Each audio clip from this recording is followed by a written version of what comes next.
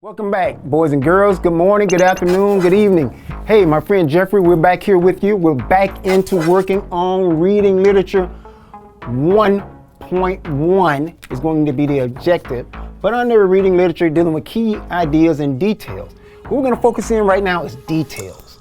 Details. And what are details? We talked about it before, like facts. So in a fictional story, it's important that you pay attention to very descriptive words. Those words are usually called like adjectives and verbs.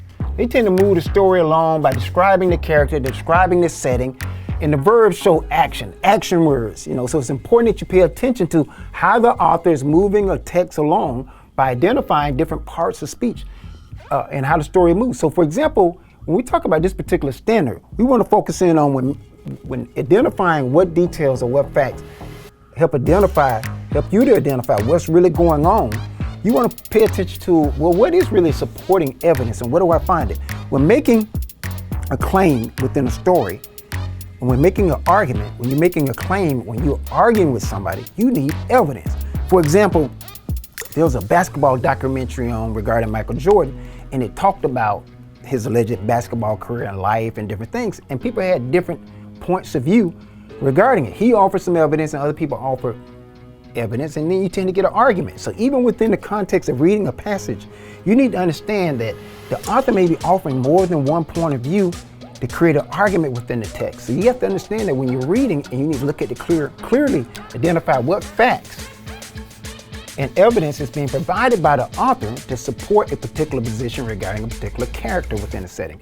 So if you want to identify within a particular passage who's the good guy versus who's the bad guy, who's the protagonist versus who's the protagonist versus the antagonist, well, you got to do it based upon evidence, based upon how the author's crafted the text and reading. So you got to be able to identify what details support, hey, this guy over here is the good guy, and this guy over here is the bad guy. And the way you do that is by evaluating the paragraphs and look for claims. Claims are actually statements to support a particular position, for or against. That's a claim. It's not an opinion, it's a claim. So even within fictional stories or literary pieces, there may be specific claims that will be made. Well, how are we going to practice this? We're going to practice in iExcel under K5. Whether you're in 6th, 7th, or 8th grade, it's going to be under K5, where you're going to go in and you're going to work on this particular standard of identify supporting details in literary text. So that's where you want to go with. On the K5, identify supporting details in literary text. And it's going to surround itself in dealing with how the characters are portrayed, how the settings are portrayed to help move the story along, to help you identify maybe who's the good guy, who's the bad guy, the sequence of events. What we talked about in the last video regarding the plot sequence, when something happened, before, after.